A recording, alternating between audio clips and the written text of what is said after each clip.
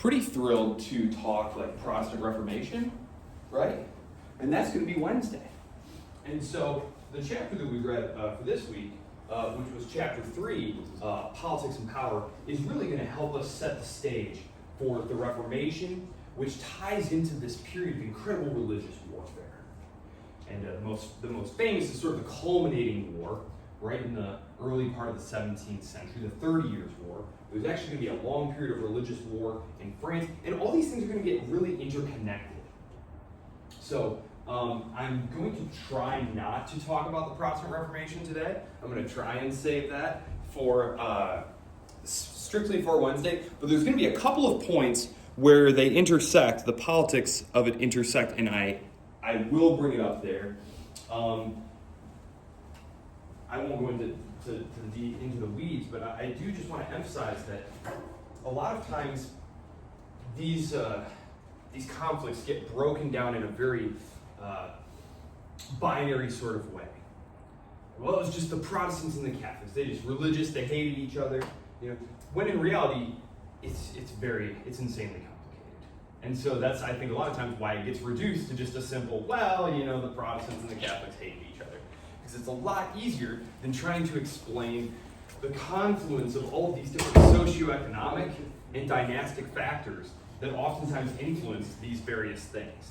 And so, before we dive in, how was everyone's experience? I'm just taking attendance real quick while I ask you guys about this. How was your experience doing the research for the discussion board? That was probably one of the easiest discussion boards I've done. How was your experience with finding scholarly articles that you were interested in for your topic? Had you ever done that before? You have. I already had one in the back of my mind, but then I was so surprised that ChatGPT just completely understood it. Oh yeah, and you know what? Do you have an account? Yeah. Okay, so I spend a lot of time talking to mine, explaining how I think about things, things I've read, and the more information that you give it about what you want, the better it will understand it. Did anyone have the experience of it giving you an article that didn't exist? No, but the date was wrong. I double checked and the date was wrong. Okay. They brought me to a website of compiled ones, so you couldn't even read the essay. It just mentioned it once. Interesting. And I was like, Okay. But it was from Oxford and everything. And so I looked it up and I did some research, and it ended up being a book instead of an article. But it looked really, really interesting. Okay. I was having chat help me out with another assignment later because I wasn't understanding what I was reading for another book, and it gave me the completely opposite of what the author was trying to intend. Good job checking. Oh. Yes, absolutely checking. Just this, I think it was Friday, I was doing something, I was trying to put together something, and I was like, hey, what about this? And it gave me something, and I was like, I don't know, that doesn't sound quite right. And sure enough, it just made something up. Literally fabricated it whole cloth. And, I very politely pointed out to Skynet that it had made this mistake. It was 1,000 apologies, you're quite right, but you gotta watch for that. But it is such an invaluable research tool, isn't it? Yeah, it's phenomenal.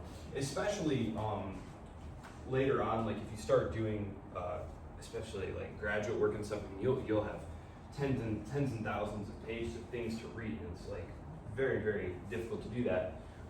Even skimming it, you can upload PDFs. You can make scans of things and turn them into PDFs, and then you can upload it and say, listen, I'm searching for these keywords. Where are they in this document? For example, someone cited something of mine and something, and I was like, I'm not looking through this whole thing, just tell me where it is and what they say, It's very helpful, saves a ton of time. Okay, cool. All right, your quiz for this week, I had told you guys there was going to be a quiz this week. It's already up. It's already up on, I keep wanting to say Blackboard, but it's Brightspace. It's already up on Brightspace. It is open right now. It's 5 questions. It all has to do with the reading for this weekend, which was chapter 3. This week, if you've looked ahead, is chapter 5, which is the Protestant Reformation chapter. So as you are reading about it, we'll be doing a lecture about it, we'll be doing a discussion board about it this Friday. It's going to be basically asking you whether or not you think the primary drivers of the conflict were religious or political, and of course, I expect you to do some sort of synthesis, because you're all very smart, right? It was both. It was all those different things, as we're going to see. So that's it. That's it for the week. Oh yes, the quiz closes Wednesday at midnight, 11:59:59 actually. Yes. I don't think it's, Well, that is super disappointing since I told it to be up. Let's see here. Oh, I forgot to click make visible. Yeah, it's there now. Boom. Okay. I always forget. You have to, it's so weird because again, I'm just so used to like Canvas and Blackboard. After you create it and you set the dates for it to open and stuff, you then have to additionally say, also let my students see it. It's like, why would I not want them to see it?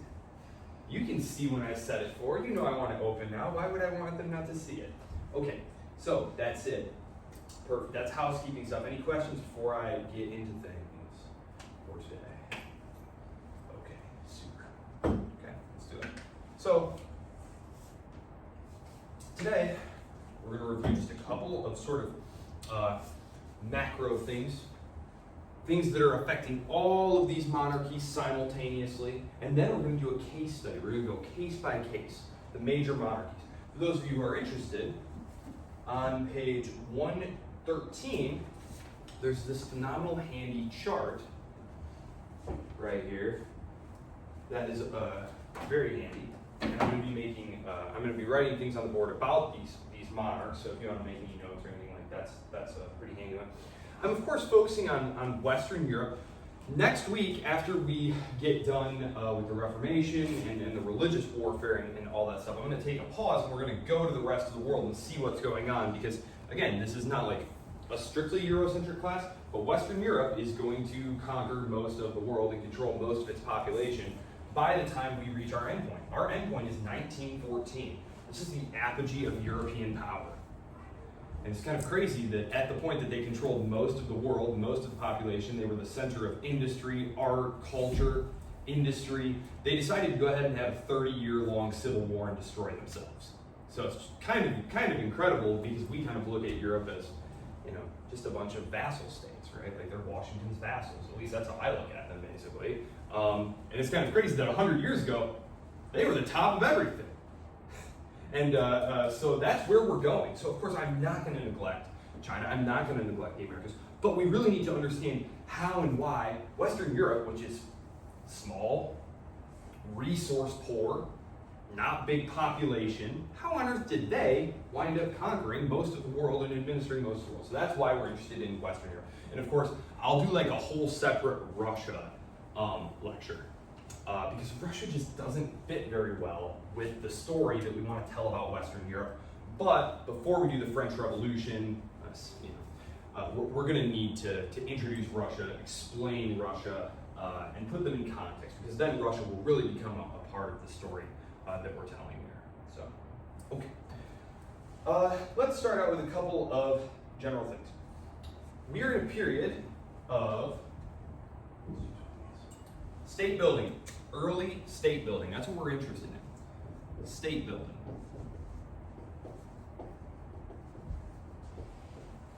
We are in the 15th century. That is the late 1400s. Really. We're looking at really from 1450. This marker seems a little light. Is that hard to read for you guys? You have a brighter color. I don't have several of them.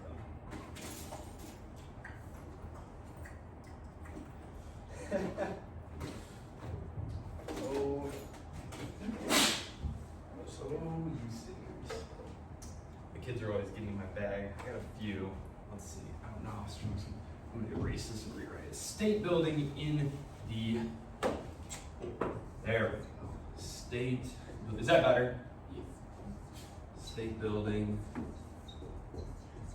in the late 15th and early 16th centuries.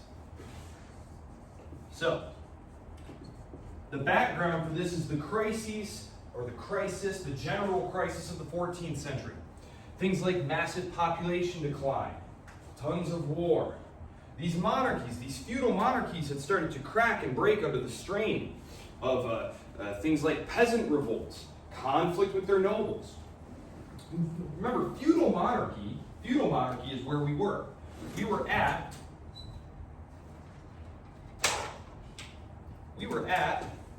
feudal monarchy. Remember, feudal monarchy was this really nice, tight, close partnership between the king and their nobles, and the king was actually super weak.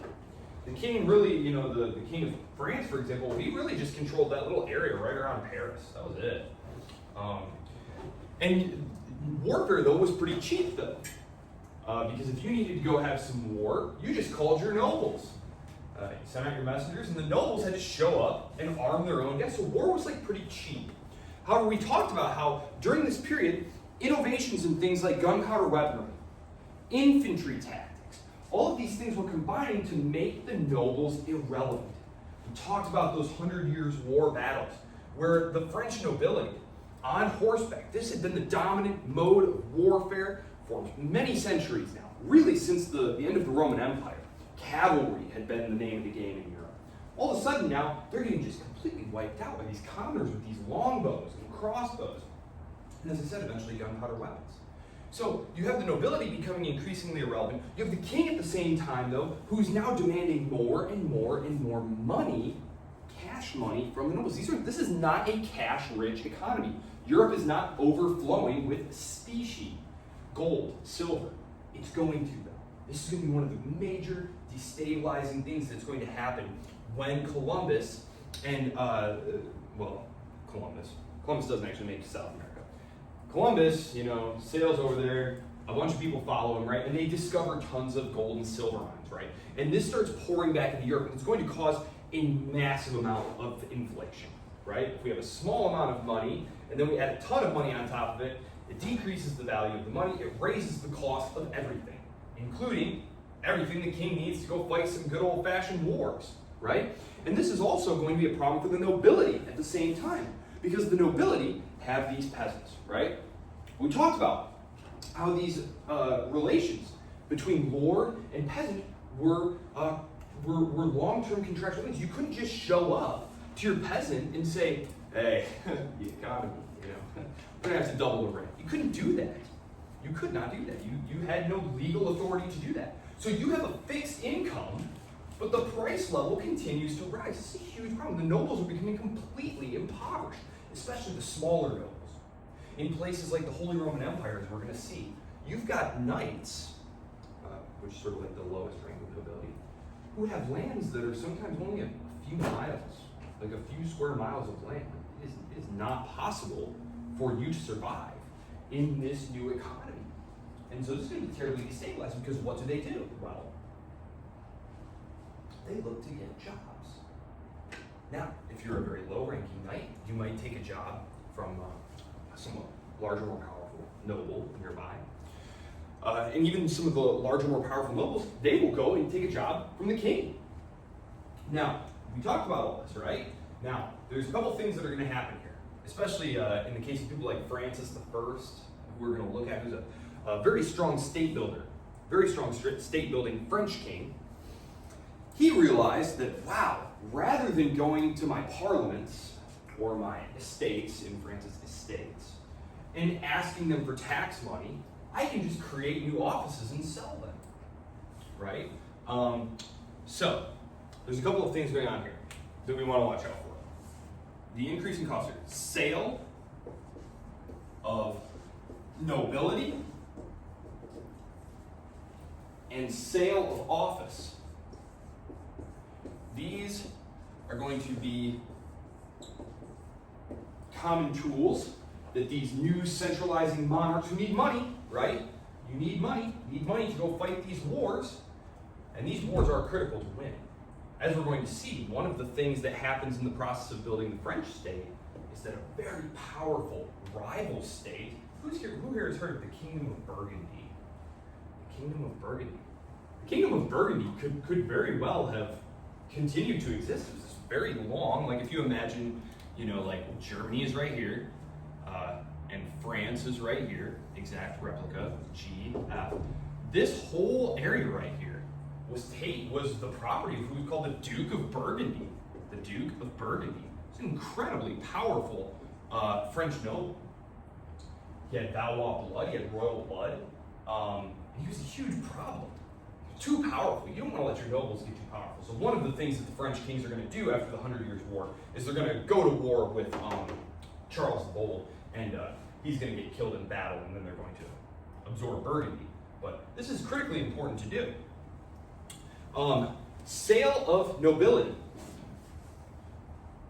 These monarchs, people like Francis I, they want a bureaucracy to raise more effective tax money to go fight wars. So it's critical that you be able to fight wars, otherwise you're going to wind up like the Kingdom of Burgundy, getting wiped out, state death. Poland, we're going to see Poland later. Poor Poland. Could not centralize and marshal its resources effectively, and so it was destroyed by its more powerful centralized neighbors. You need to be able to command and extract resources from your people to project your military power effectively. Europe is an incredibly called the violent continent, right? It's just war, war, war, war, war, war, war. So, in order to increase the king's war-making power, he doesn't want to go to his parliament or his estate or his court or his diet. These are all just words for representative bodies. In England, it was parliaments. In Spain, it was courts. In Germany, it's diet. And in France, it's estate. You don't want to go there if you're the king, because you know what happens when you go there and ask them for more money? They view this as a time to complain and nag you and demand more privileges. And if you want the money, you have to give into it. You have to concede things to them, which as a king, you really don't want to do that. You really don't want to do that at all. So instead, what can you do? Well, the power to ennoble people is yours. Just sell it. We have the rise of the middle class during this period. Trade and commerce are becoming more and more important, especially as more and more ships go out. The world becomes more and more interconnected via trade. It's that merchant class. Nobles don't do trade really. That's grubby. It's bourgeois, as they will eventually say, right? You don't work if you're a noble. Being noble is what you do, So the middle class, they have money, but they have no political power. And so the king is going to say, hey, tell you what, you want to buy a noble title? It's up for sale. Great way to raise some money. Another thing you can do, sell some offices. Who would like to be my collector of port duties in Calais? Who would like to be my minister of bridges in Burgundy? Now, as you can see, we went from what might be a real job to one that sounds pretty made up, and that's exactly it. That's exactly it. The money starts rolling in, and the king realizes, because maybe he has like 10 jobs, and he fills them up, and he's like, wow, that was really remunerative. That was great. The next obvious thing is to make up some more jobs, right? And then sell those. And so you have what's called the inflation of nobility and the inflation of office. This leads to inflation, because he keeps creating more and more of this. So nobility becomes worth less and less, and offices become worth less and less. And so what you're going to find is that there's going to emerge a tension between the monarchs who want to keep creating these offices and the newly ennobled people and the newly ennobled householders who are like, wait, stop creating these because you're making my office worth less. Because the thing is once they bought it, that was their property. So if I'm the port collector of tolls in Calais, I get to pass that on to you, my son, and you get to pass it. This is a source of income for you. And if you ever wanted to sell it, you could. It was alienable. So you don't want the king to keep making more offices because it makes our offices that we have worth less. And as time goes on, you're going to see that the nobility, the actual old, so there's like nobles of the robe, nobles of the head, and nobles of the sword. So when we talk about the nobility, in like the French Revolution and stuff like that, you have to understand there are two different types of nobles. There was the old sword nobility, who had earned their lands and their titles because their great-great-great-grandfather or whatever fought for the king. And then there were nobles of the road. These were people who, at some point in the past, they had purchased nobility and were like clerical workers. They were members of the king's bureaucracy. So there's going to be a tension there. And the nobles themselves are going to try and elbow out these middle class upstarts as they see them. So there's going to be incredible amounts of tension. So when we talk about things like the nobility, you have to understand there are contending interests within the nobility, right? For example, if we are members of the nobility of the north of France, we might want the king to pursue policies that favor trade, right? Because we're right there on the seacoast, so we benefit from all that. Whereas if we're in like Provence or something, we might want the king to have like protectionist policies to protect our local industry and things like that. So there's always going to be divergent interests among these groups. So we have the sale nobility, the sale office, inflation of both those things. Let's talk now a little bit about individual cases. I've been talking about France. We're going to stick with France because we are transitioning from feudal monarchy, weak king, collaboration with the nobility, heavy reliance on the nobility, to a much more adversarial position between the king and the nobility, and they call this new monarchy. New monarchy.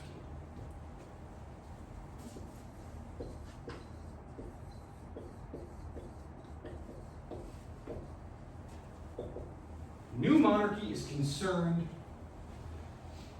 with building state power, centralizing state power, growing the bureaucracy, increasing the king's ability to collect taxes, creating standing armies. These armies have two purposes: to fight foreign foes and to fight domestic opponents. The king is creating offices. These offices he would like to fill with the new and growing middle class, because the new emerging middle class has no source of legitimacy or power outside of the king's grant. Someone like the Duke of Burgundy, yes, if you're the king, he's like your partner, yeah, we're all nobles and stuff, but like really he's a super dangerous potential replacement for you. You want to keep a weather eye on that guy. You certainly don't want to give him more power. Whereas, if you are just a very prosperous, thrifty merchant who's really good at keeping the books, I'm happy to make you, overseer of customs and collections in, Calais or whatever. Because I can simply take it away. What are you going to do? Raise an army? Where? Right? Whereas if I, give power to a noble, the noble has weapons, he has retainers, he has family ties to other nobles. Remember, they're all intermarried together. So this can cause huge uprisings that I really don't want to deal with. So it's better for me as the king to hire the middle class. And so that's what we're doing here. They're going to be better representatives of the king's interests because they have no other loyalty, really. They don't have any other responsibility they're looking out for other than the king. So the kings are also interested in breaking down intermediating institutions. They want to assert power over the church. They want to assert power over local government. They want to assert power over the guilds. The guilds were, are you guys familiar with guilds? I don't know if I mentioned that. Basically, the different trades would be dominated by these like worker associations. So like you couldn't just become a glassmaker. You would join the guild of the glassmakers. You'd go through an apprenticeship and everything, and there were rules about where you could practice, how much you had to charge, all these different things. And so as the king, you couldn't like make a rule about glass or something. Like you had to go to the guild masters, and it was a process of negotiation. You couldn't just command them to do something in their local community. You had to like negotiate it. You couldn't just tell the church to do something in your country. You had to negotiate it. So these new monarchs, which are going to eventually, their goal is absolutism. Royal absolutism. That's their goal. New monarchy is aiming right at absolutism. They don't want to share power. They don't want to negotiate everything. They want to be able to command and then extract with as little friction as possible.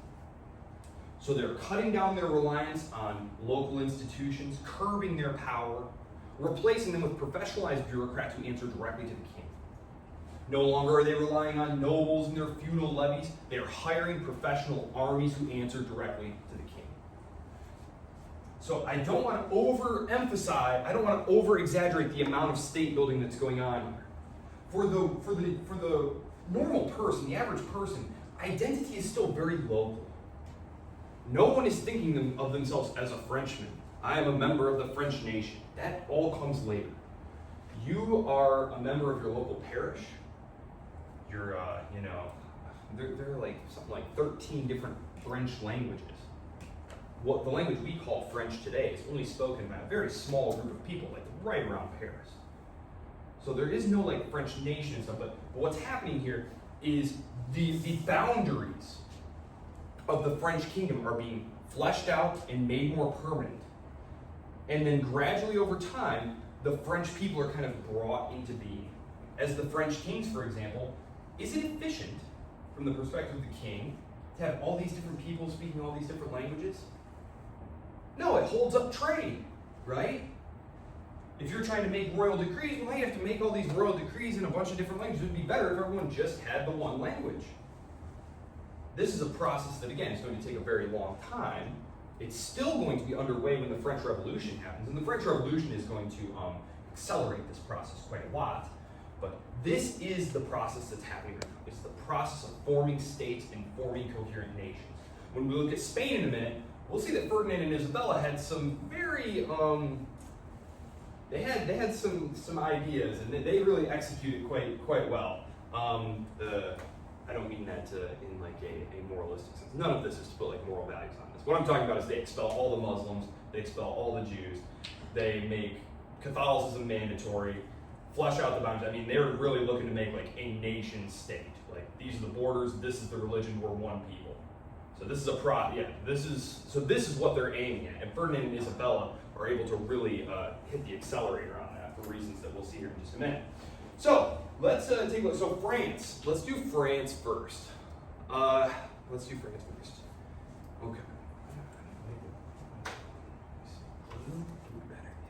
France.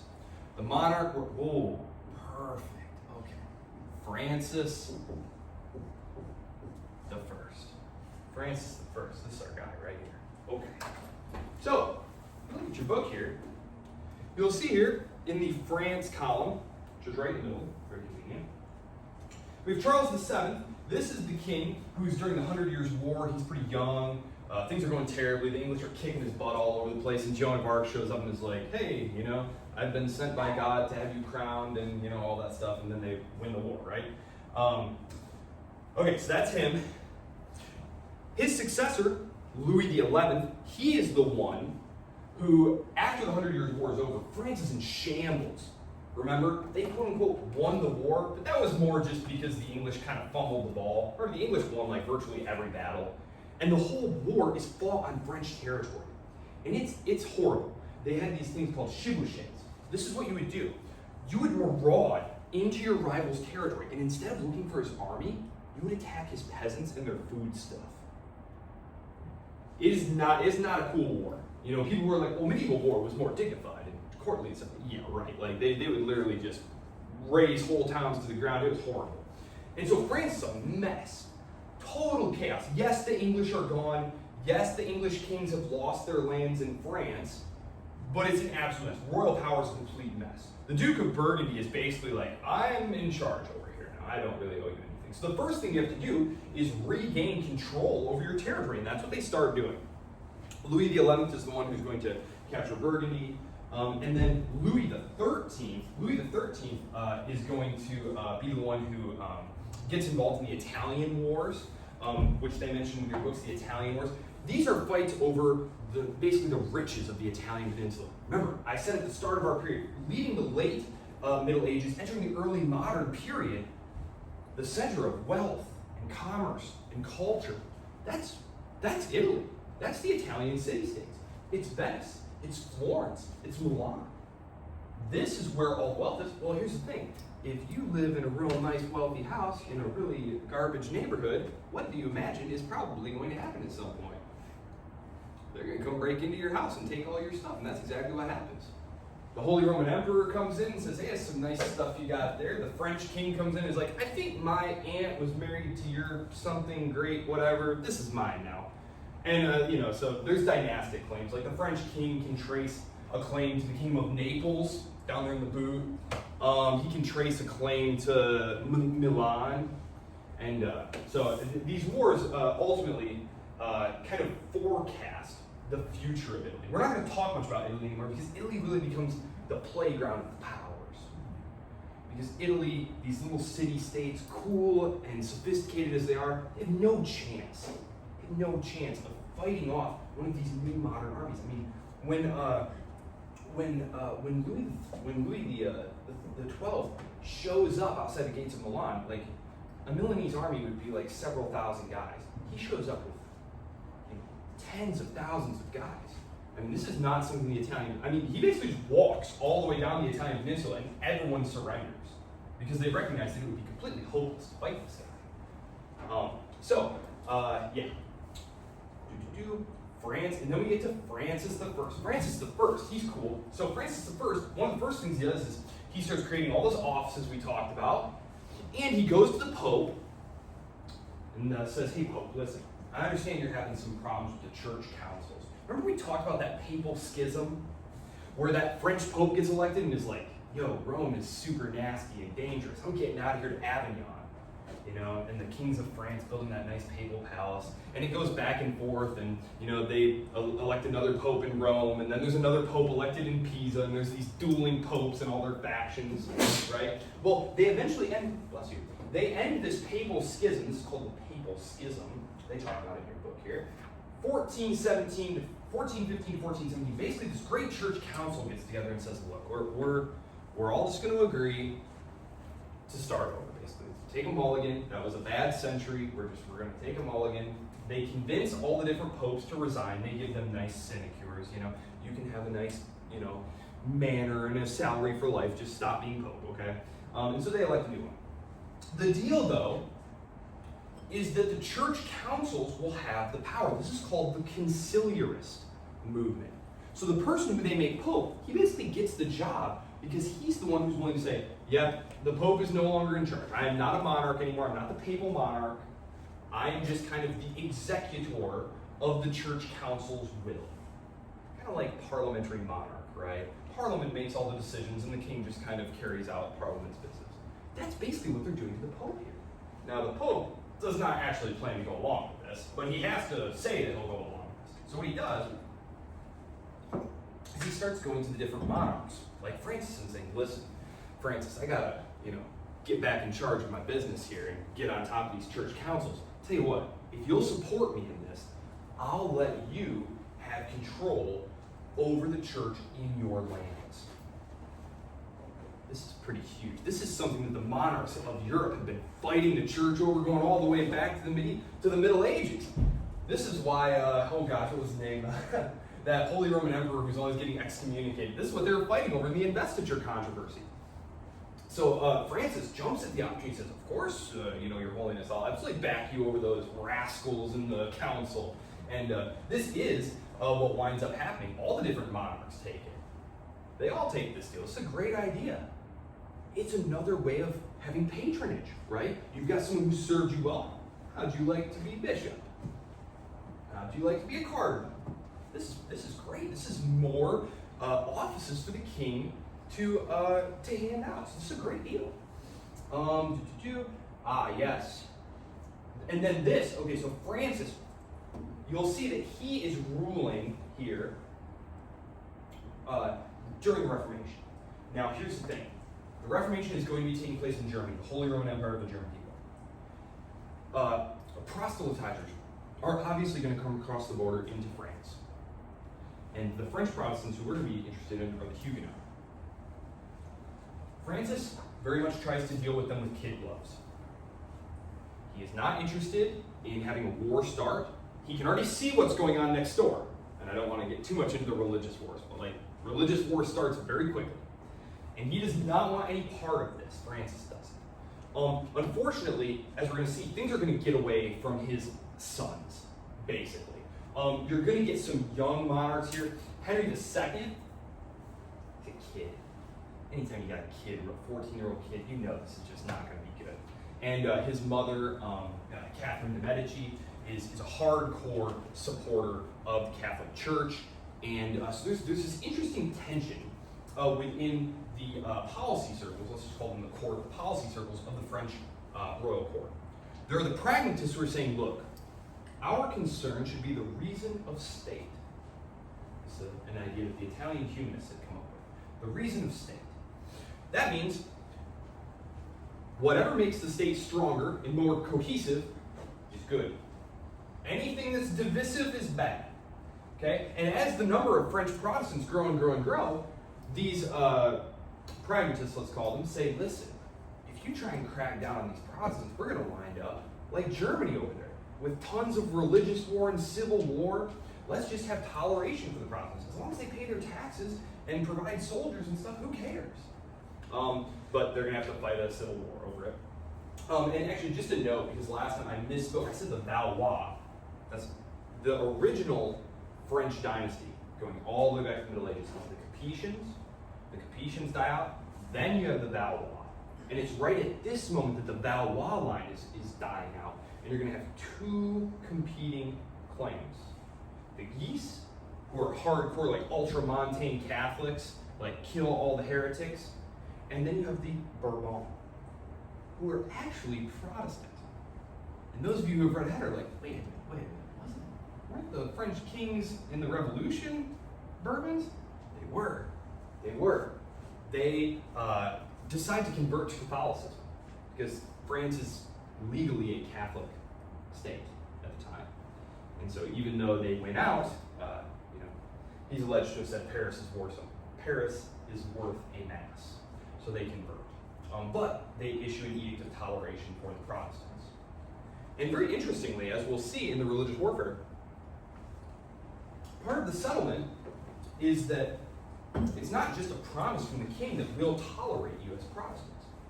It was, if you're a Protestant city, we'll allow you to build fortifications around your town and arm up to defend yourselves.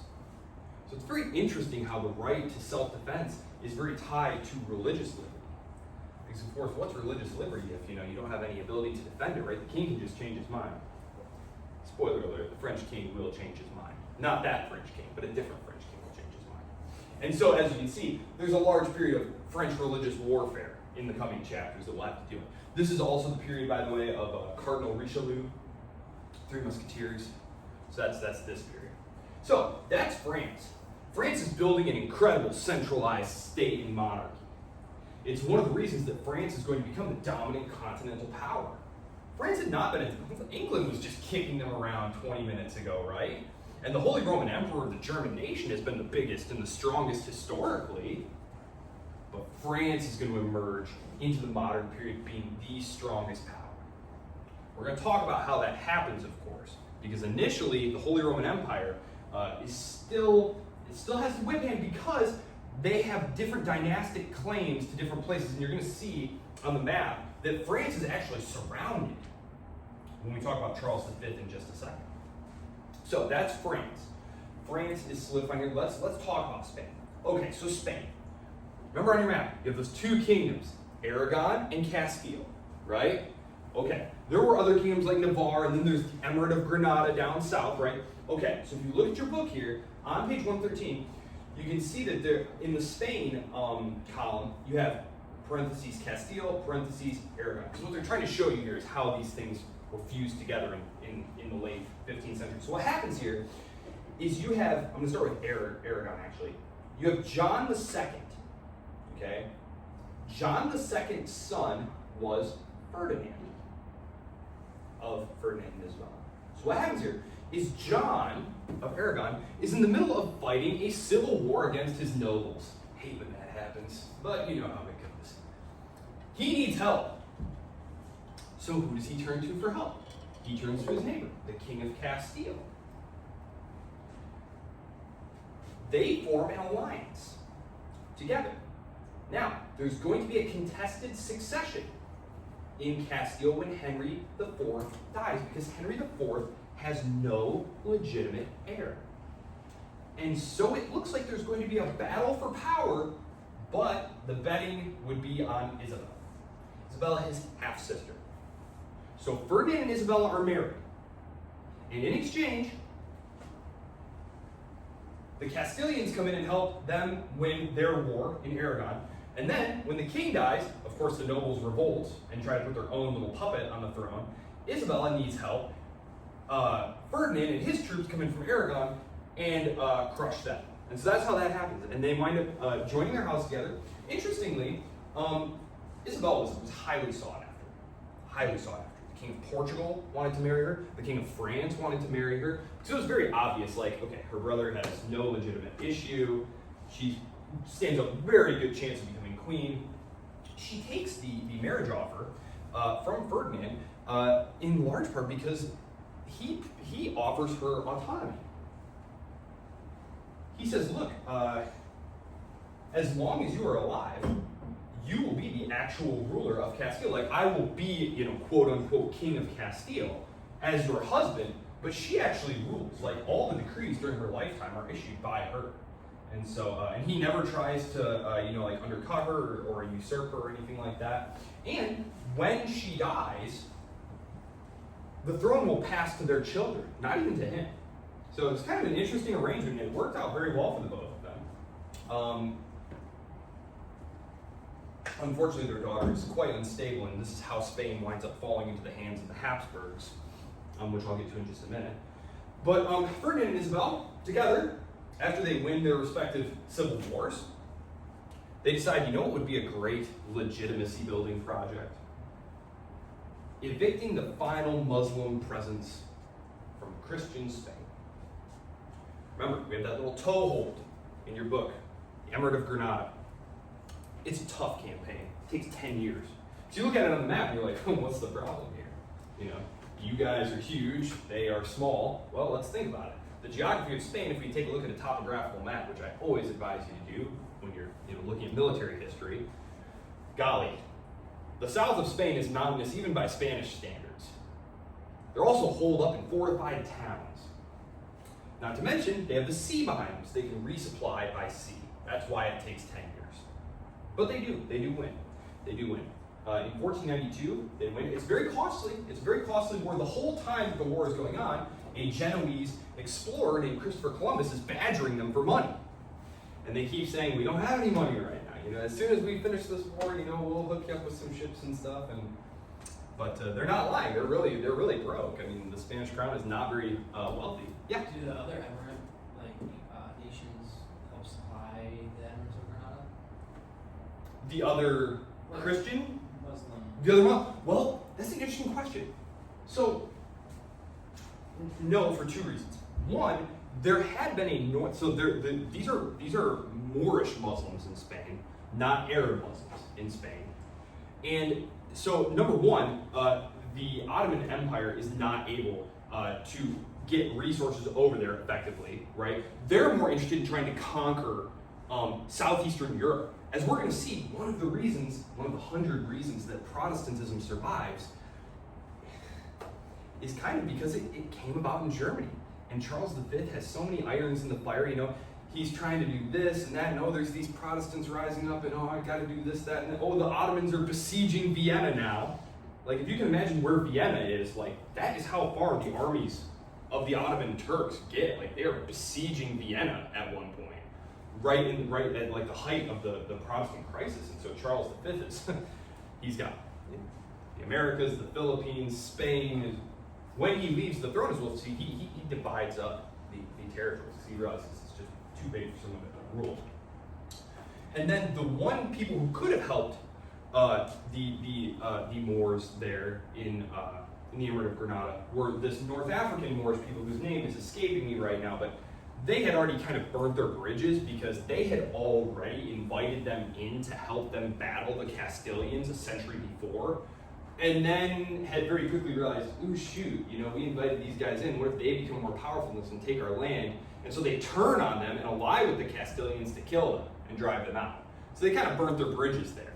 And for the remainder of the 1300s and early 1400s, what they're trying to do is basically play the Aragonese and the Castilians off each other. And I greatly simplified that whole thing. At one point, the Castilians are trying to like egg on the French to fight the Aragonese, and the Aragonese are trying to, provoke a rebellion against the Castilian kings. So I gave you the simplified version there, and that is basically what wound up happening, but it's always much more complicated than that, especially when dynastic politics are involved. So I did France. Oh yes, so 1492, they send Columbus out, he leaves, they do a couple more things. They expel all the Jews. They say, you got like a month. You can either convert to Catholicism, leave, or be killed. Oh yeah, when you go, you can't take any of your possessions, like land or gold, with you. We're a little hard up after that war. Need some money. They're going to do the same thing to the Muslims in a few years. So their goal here is to make it a Spanish Catholic monarchy. And so it's interesting because Spain had been the land of three religions. It had been this crossroads of culture. If you go to Spain, you'll see it in the old architecture, especially in the south. It goes from being a place where Jews and Muslims and Catholics had lived together for many centuries in relative harmony. Of course, there was always fighting, but to being a pretty homogeneous state, especially by the standards of what we're going to see elsewhere. And of course, what's really going to aid Spanish state building is Columbus comes back and says, oh my gosh, there's stuff over there. A bunch of other conquistadors go over there, and they start sending back tons of species. Gold, silver, mostly silver. There's some gold, but it's mostly silver. What this is going to allow Spanish monarchs to do, to their short-run benefit but long-run detriment, is finance everything they want to do without going through the process of like going to the courts and raising taxes and doing these things. They can just right away. Money's just pouring in, they're just shelling it out. But they wind up spending most of it on wars that they lose and, kind of a waste. And in the long run, it was detrimental because they never had to go through the process, like they did in England, for example, of negotiating and forming durable institutions of taxing and spending. When we look at how did England, the tiniest, least populous, least reason, how did they wind up winning? In part, it was because of their really superior institutions that they had to build, because they didn't have access to cheap, easy wealth. The Spanish basically got a credit card. They just got a credit card. Whereas the English had to go out and get a job and save money and set up an IRA and be very thrifty about things. The English state building process was much more complex, and I'm actually going to tie the state building process in England into the Protestant Reformation lecture on Wednesday. So I'll jump over to England really quick here, but I'm going to save some of that for Wednesday, just like in Germany. I'm going to call it Germany. Anytime I say Germany, I mean the Holy Roman Empire. So eventually Napoleon will destroy it, but we're still a few centuries from that. So in England, we last left off in the 100 Years' War. Oh boy, we're totally going to be kings of France. And they were for like a second. Henry VI, he gets crowned king of France for a second. Woohoo, we did it. And then military reverses start happening and the nobles start rebelling. And as I told you last time, there are rumblings, even as they're kicking the French's butt all over the place, there's kind of rumblings back home about, the succession, right? Talk about these dueling houses, the Yorkists and the Lancastrians. There's already some kind of rumblings that kind of make you think, I don't know about this. Well, that's going to blow wide open. From 55, that is 1455, to 1487, what has been retrospectively dubbed the Wars of the Roses are going to occur. So the English monarchy, having lost all their possessions basically in France, they're going to set about killing each other to death to see who gets to be king. You have that lasting all the way through Edward IV and Richard III of Shakespearean fame.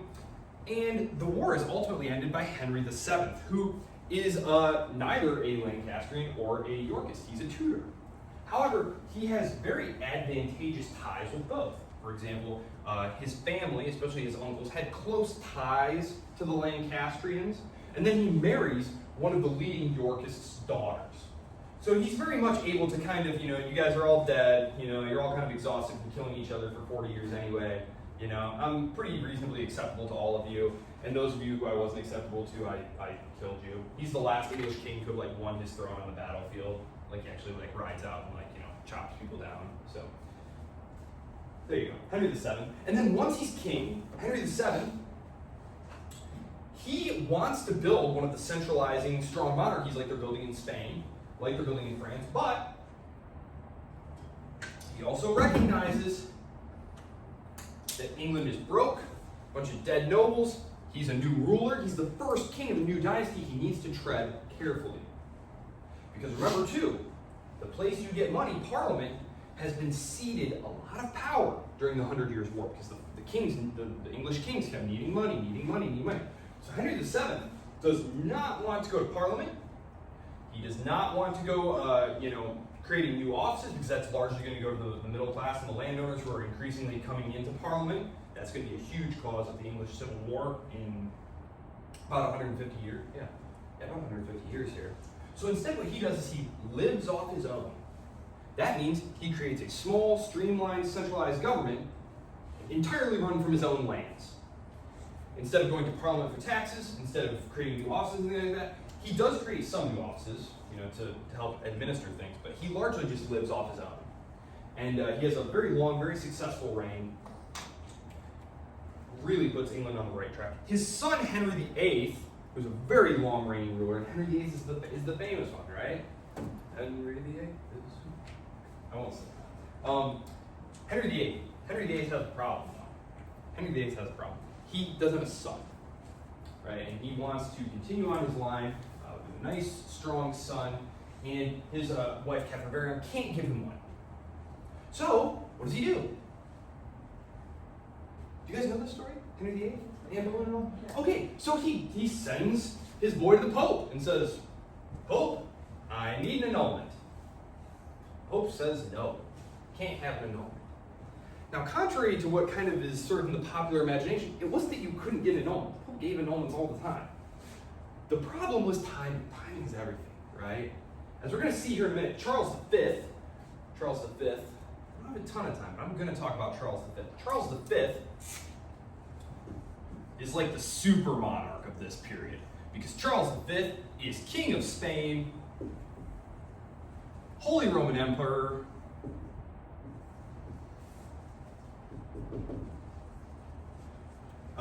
he also rules, he's also like got claims to Burgundy, he owns parts of Italy, he owns the Dutch provinces, the Philippines, parts of the Caribbean, the Americas. Like, he is the first one of whom it is said the sun never set upon his domains. Okay, so his niece is Henry's wife. And right at the moment that Henry's like, hey, go to Rome, tell the Pope, yo, not working out, need a divorce, speedy quick, right at that moment, the Pope has been captured by Charles, King Henry VIII's wife's uncle.